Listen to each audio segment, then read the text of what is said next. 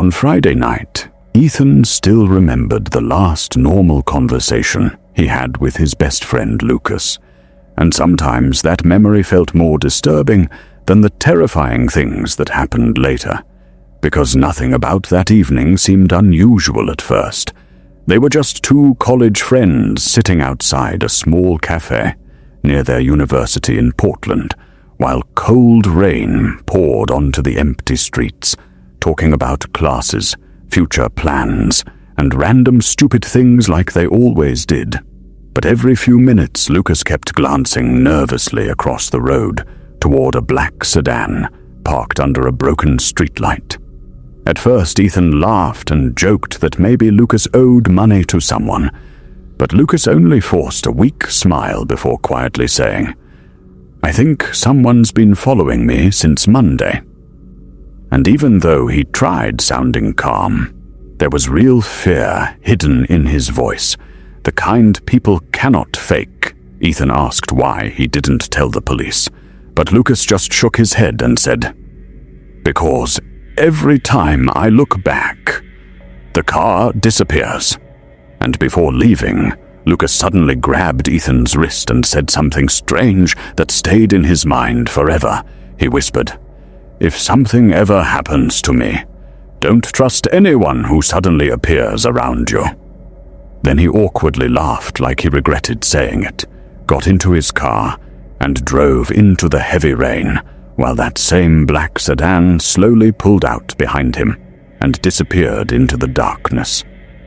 And that was the last time Ethan ever saw Lucas alive. On Saturday morning, the entire campus felt strange.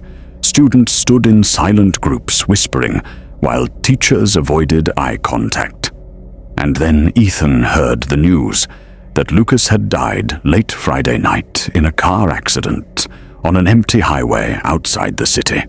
According to police reports, his car lost control during the storm and crashed into a divider.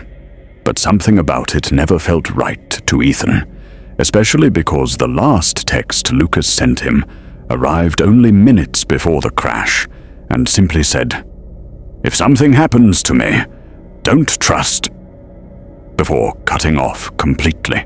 No second message, no explanation, almost like he never got the chance to finish typing. During Monday's funeral, Ethan could barely focus on what people were saying, because that unfinished text kept replaying in his head over and over. And every time he imagined Lucas alone in his car during the storm, he felt sick. After the funeral, everyone slowly moved on with their lives, but Ethan couldn't, because strange things started happening almost immediately, especially late at night. Every evening, around 11 p.m., he noticed the same black sedan parked somewhere near his apartment building, always far enough away to hide the driver. And every time Ethan stared too long, the car quietly drove away before he could see inside. By Thursday, he had convinced himself it was probably just paranoia caused by grief, until exactly 2:13 a.m., that same night when his phone suddenly vibrated beside his bed, half asleep. Ethan grabbed it and instantly felt cold fear spread through his body, because the screen clearly showed Lucas calling him. For several seconds he just stared at the phone, unable to breathe properly. Then with shaking hands he answered and whispered, "Lucas?" At first there was only silence mixed with faint static sounds. Then slow breathing came through the speaker. Weak, uneven breathing like someone injured or terrified. And finally, a quiet whisper said, "Ethan."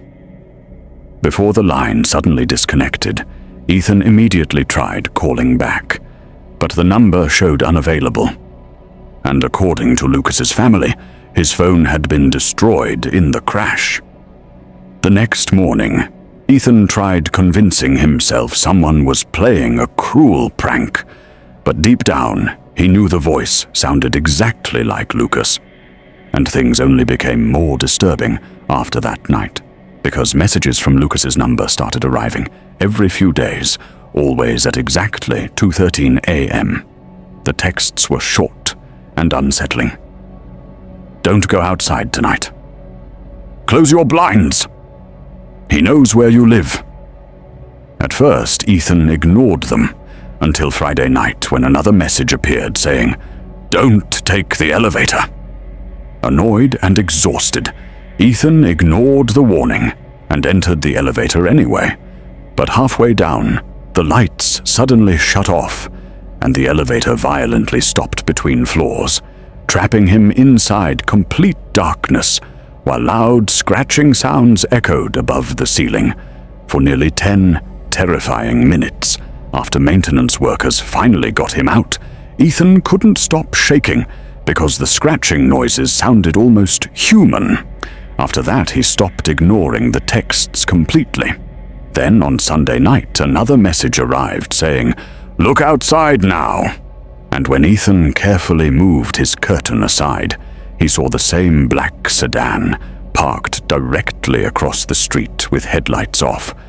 And beside it stood a tall man wearing a dark coat, completely motionless under the rain, staring directly toward Ethan's apartment window, without moving at all.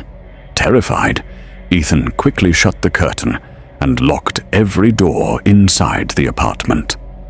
From that point forward, he barely slept, constantly checking windows, constantly feeling watched whenever he walked alone. His friends Tyler and Mason noticed he looked exhausted during classes and kept asking if he was okay.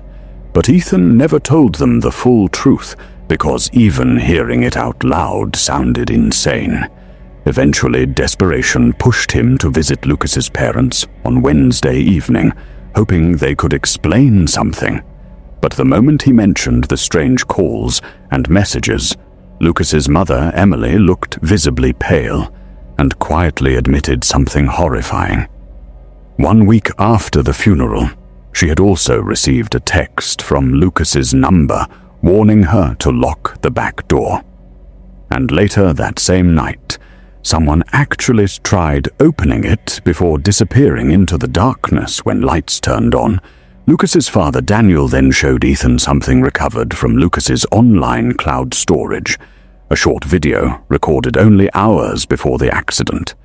The footage showed Lucas sitting inside his car during heavy rain, breathing nervously while repeatedly checking the rearview mirror. Then he looked directly into the camera and whispered, "If you're watching this, I think the black car is still behind me." Suddenly, bright headlights appeared through the rear window, and Lucas's face changed completely with fear. Then he quietly said, "If anything happens to me, don't trust the man driving that car." Before the video abruptly ended, Ethan replayed those final words repeatedly in his head while walking home later that night, because during the entire visit, he noticed a black sedan parked across the street watching the house, and the moment Ethan stepped outside, it slowly drove away once again. By Saturday, Ethan's mental state had completely fallen apart. Every sound inside his apartment terrified him. Every unknown number made his chest tighten, and he stopped sleeping with lights off entirely. Then late Sunday night, while sitting awake staring at his phone, waiting nervously for 2:13 a.m., another message suddenly appeared on the screen. This time, it simply said, "He is inside." Instantly, Ethan felt frozen. His apartment suddenly seemed unnaturally silent. He slowly stood up, checking every room one by one. Kitchen, bathroom, closet, nothing. But while returning to the hallway, he heard a soft, creaking sound behind him. And when he turned, for one horrifying second, he saw a tall shadow standing motionless at the far end of the hallway. Too dark to clearly see, but definitely there. Before every light inside the apartment instantly shut off at once, Ethan stumbled backward in panic, dropping his phone onto the floor, and in complete darkness, he heard slow, wet footsteps moving somewhere nearby. closer and closer, followed by silence. After several seconds, the lights flickered back on. The hallway was empty, but muddy footprints now covered the floor, leading from the apartment entrance directly toward Ethan's bedroom. And the front door stood slightly open, even though he clearly remembered locking it, terrified beyond reason. Ethan packed a bag that same night and decided he would leave Portland on Monday morning. But according to police records, he disappeared sometime before sunrise without taking his wallet, keys, or phone. There were no signs of forced entry, no blood, no witnesses, only his apartment left completely silent. And when detectives searched the room, they found Ethan's phone still charging beside the bed, with one final unread message received at exactly 2:13 a.m. from Lucas's number. The message simply said, "I tried to warn you."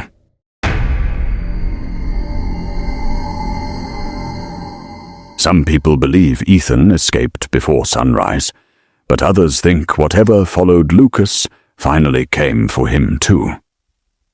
Do you think Lucas was truly trying to protect Ethan from the man in the black sedan? Or was he unknowingly leading him toward something far more terrifying?